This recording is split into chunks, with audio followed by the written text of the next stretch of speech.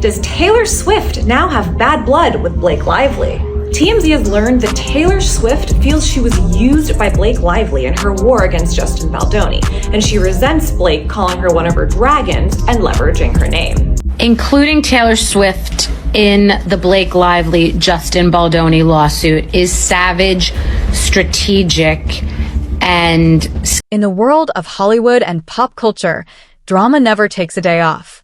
Recently, fans have called out Taylor Swift for her silence on certain controversies, sparking debates about whether the global superstar should speak up. Blake Lively is in the legal battle of her life where half the public's on her side and half the public thinks she's the new Amber Heard, but to make things weirder, she's being warned by Taylor Swift. And Blake Lively had one of the most profitable movies of 2024 doing the movie It Ends With Us, which made $351 million on a budget of $25 million with Justin Baldoni, who was the director. The issue was Blake Lively had a terrible relationship with Justin Baldoni on set and refused all contact with him after they finished filming. But somebody else who is very connected to this reached out and said, Candace, you're 90% there.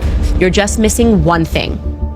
And I'm beginning to wonder, and listen, full speculation, no proof, for him to go that crazy, did something happen between Justin Baldoni and Blake Lively? That's my question. Meanwhile, actress Anna Kendrick made headlines after refusing to answer questions about her rumored feud with Blake Lively, adding more fuel to speculation about their relationship. As these stories unfold, social media is buzzing with theories, reactions, and heated discussions. But what's really going on behind the scenes?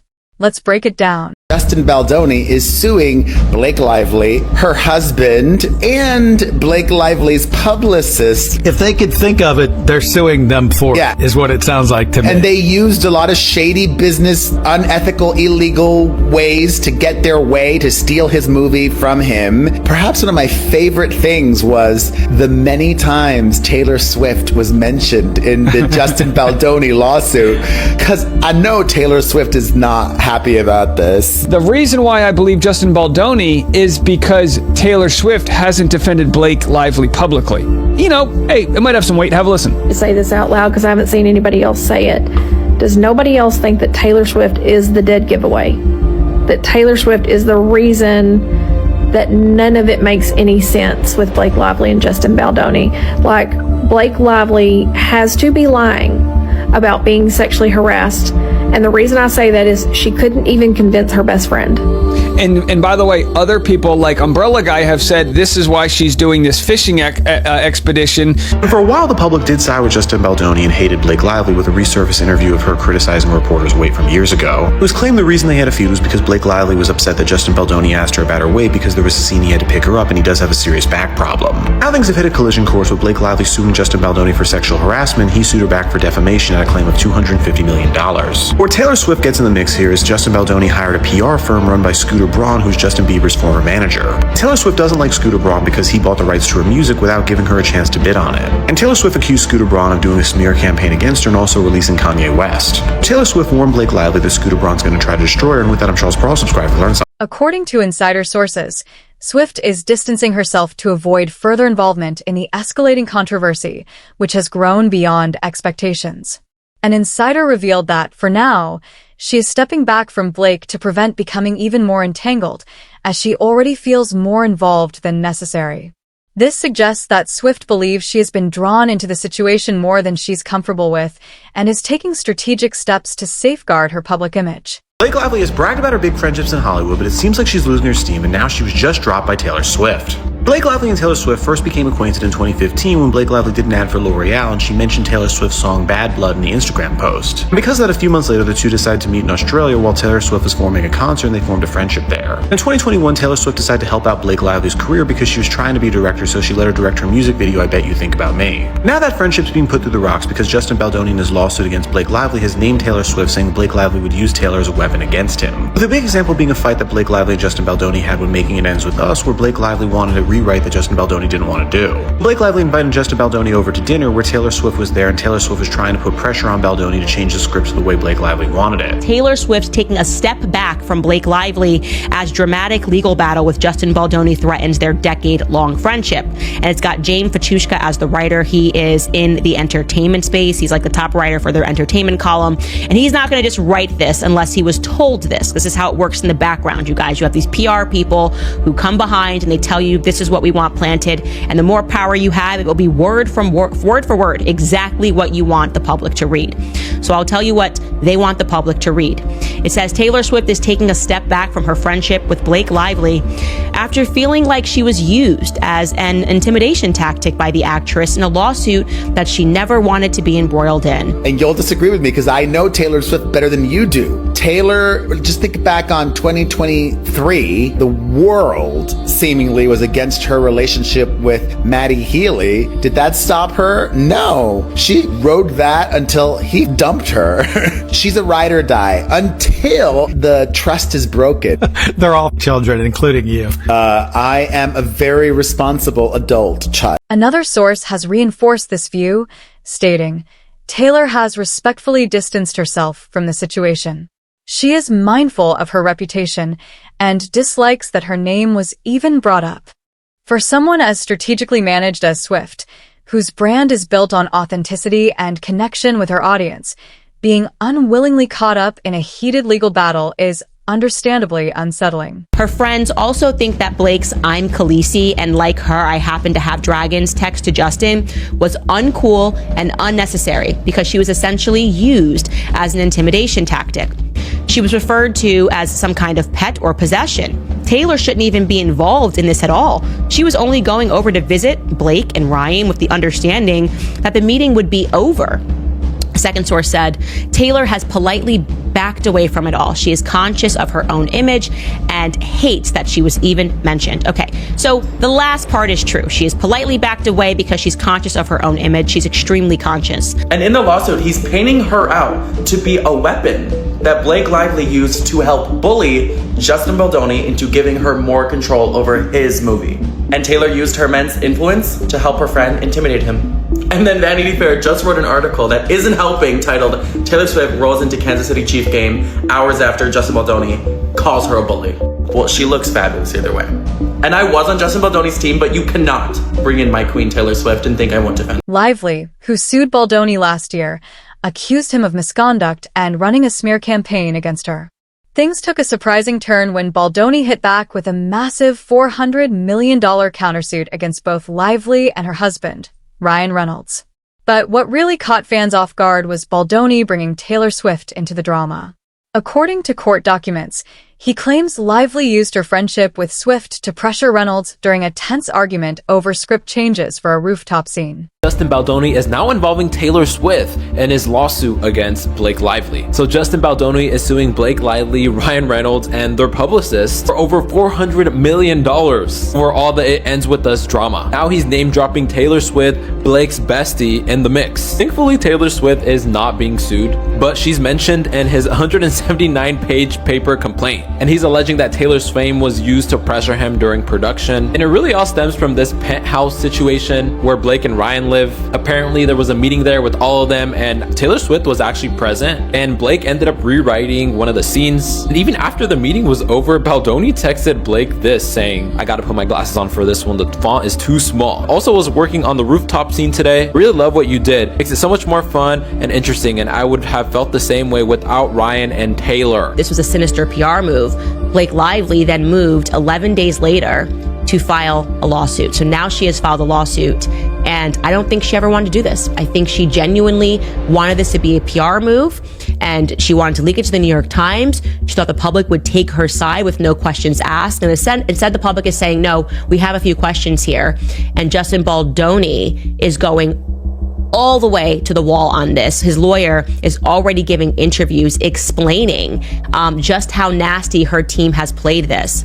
The lawyer's name is Brian Friedman. He stopped by the Megyn Kelly show, and here's some of the things that he had to say. First, he says there used to never be a sexual claim. There never was a sexual claim until she went to that civil rights office. Take a listen.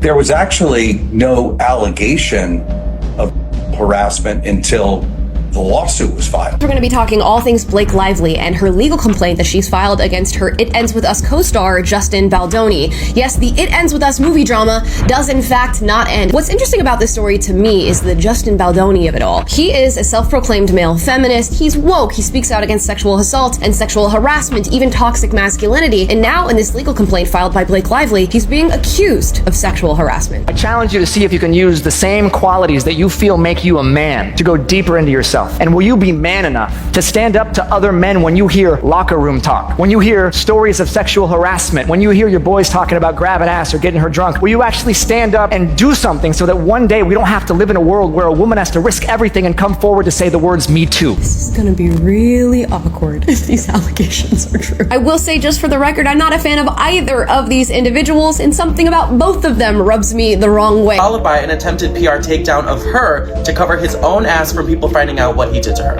In an article titled "We Can Bury Anyone," Blake Lively heroically shared her story, and the world was on her side because it looked like she was just trying to take down a predator in Hollywood. So Justin Baldoni and his ace lawyer launched an all-cylinder fire attack to clear his name, and he started by suing the New York Times, saying that article was just published because it was paid for by Ryan Reynolds, and it was a multi-layered scheme planned out by Blake and Ryan to take down Justin. And I think it's pretty common knowledge that the mainstream media will lie on behalf of their powerful friends or anyone who pays them off to say certain things. Baldoni claimed that Swift's unexpected presence made him feel like he needed to comply with Blake's direction for the script, implying that her influence was leveraged to sway decisions. This revelation was reportedly a turning point for Swift, who had not intended to be part of the meeting but happened to arrive at Lively's New York penthouse while it was still ongoing. Blake was busy trying to strong-arm and take over every part of his movie. She, out of the blue, rewrote a part of the script and then gave it to Justin for him to see if he liked it and if they can put it in the movie. But she's not the writer on the movie. And then Blake told him that he should come over to her and Ryan Reynolds' penthouse and talk about that part of the script that she wrote. But when he arrived, to his surprise, her best friend Taylor Swift was there, imploring him to use Blake's script, saying it is the single best thing she's ever read in her f***ing life. And keep in mind, this is all about career advancement for Blake Lively, and Taylor Swift has been one of the people supporting her in doing that and will be pretty ruthless to keep her friend succeeding. She even let Blake Lively direct her first project ever, which was a Taylor Swift music video. Blake Lively did not even read the book that the movie was based on. Correct. And we're not talking War and Peace. And then she wanted to, ixnayed all of the wardrobe choices, because when you're making a movie about a poor woman who's suffering from domestic violence, you want her to look like she has money. Right. That Blake said. That's what she did.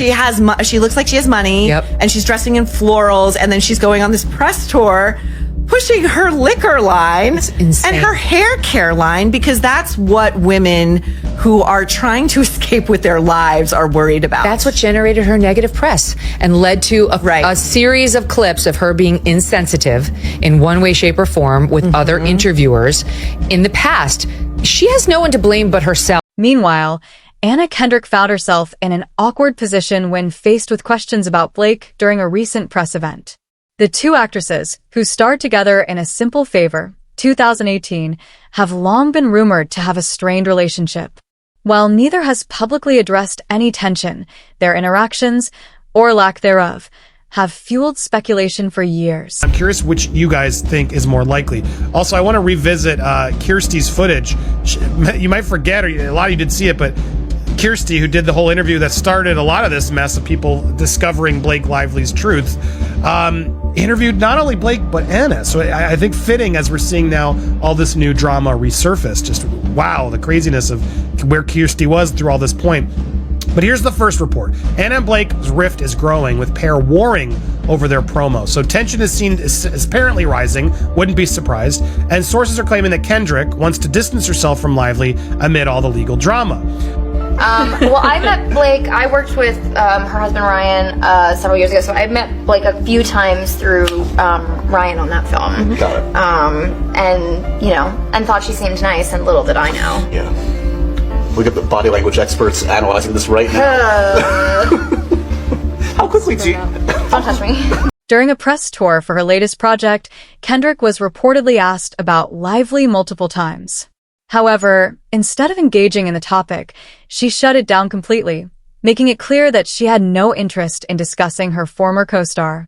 This reaction only added to the intrigue, as many saw it as confirmation that there is indeed tension between the two. Fans are excited for the sequel to A Simple Favor. Promotion is threatened by the media circus following this legal battle. Lively is said to have done little to try to get ahead of the disaster at the box office, and sources say the Pitch Perfect star Anna Kendrick is going even to studio executives to discuss how to handle the press tour and how she can distance herself from Lively in any way. An insider said, "These movies are basically all Anna and Blake have in common. They have a working relationship but are by no means a close friendship or bond." I do believe that.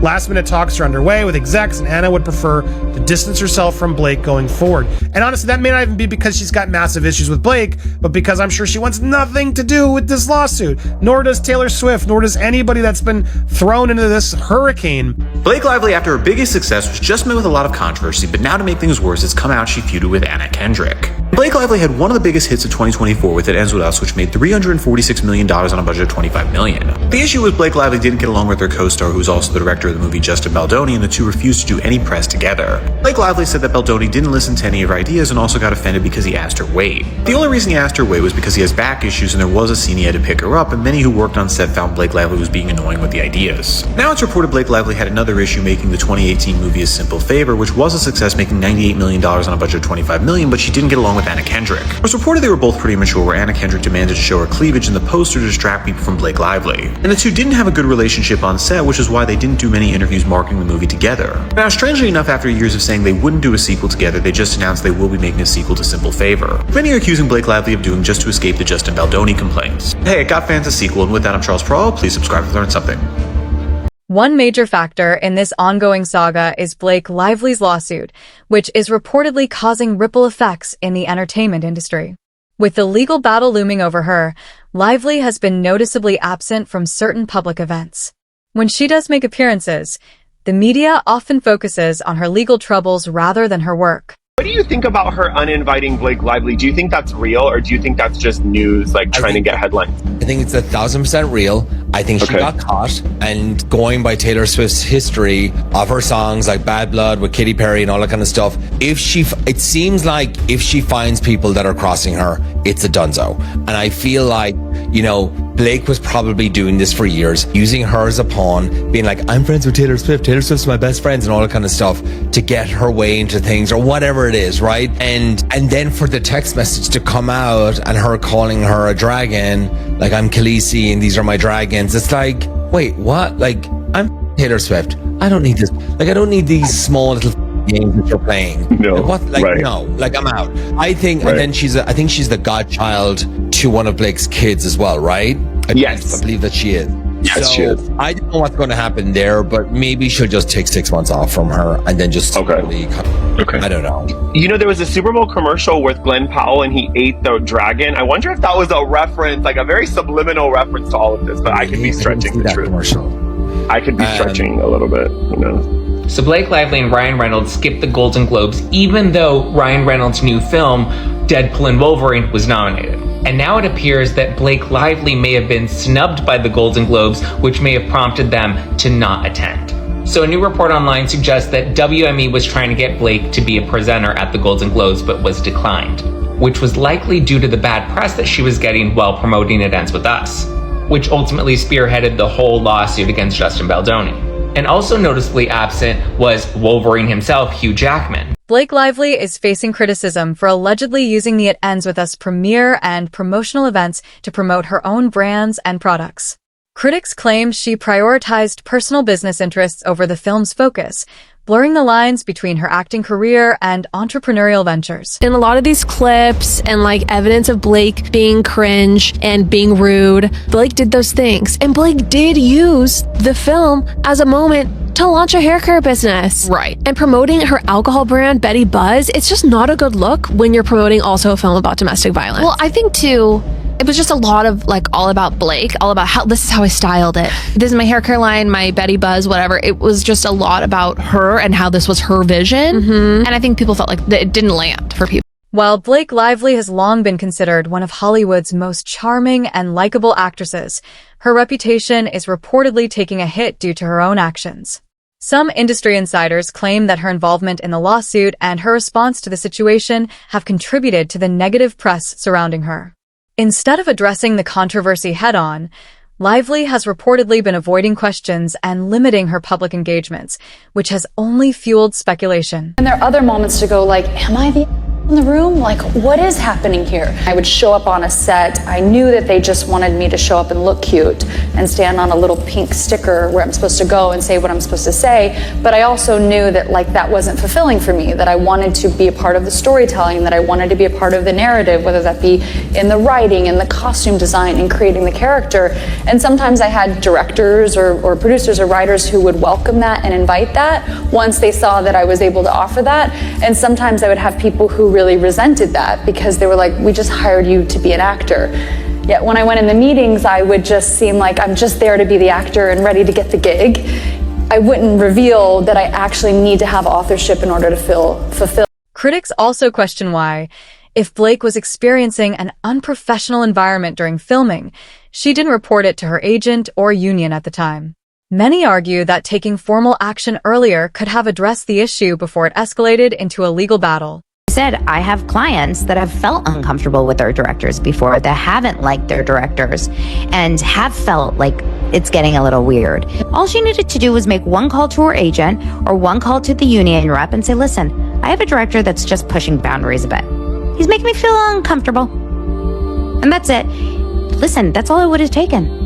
But weren't we past that? Because there was that period of time at the beginning where there was the list of demands that she said she would not accept any more of. The 17-point list of demands that came in the middle of production, yes. Right. So he said, okay, great, I won't do those things anymore. And there were no more problems since then. So why then sue him after the fact? He agreed to not do it. He didn't do it. And no, none of it makes sense. An insider reveals that Colleen Hoover, who initially supported Blake Lively, now admits she never actually read the novel before getting involved in the film.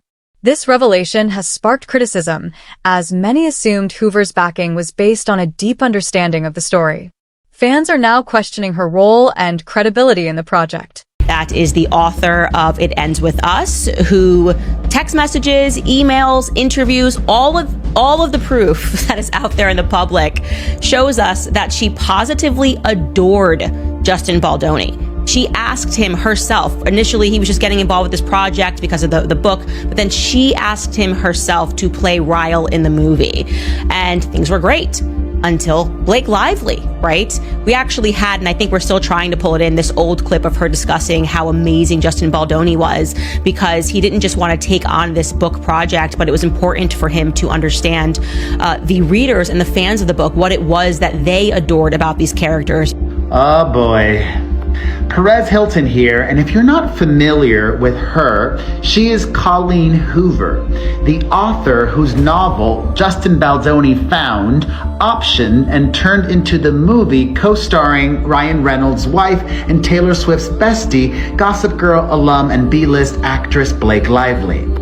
He alleges in his lawsuit against what many are calling Amber Heard 2.0 that she never even read the novel that Colleen Hoover wrote. And he's got texts to prove it.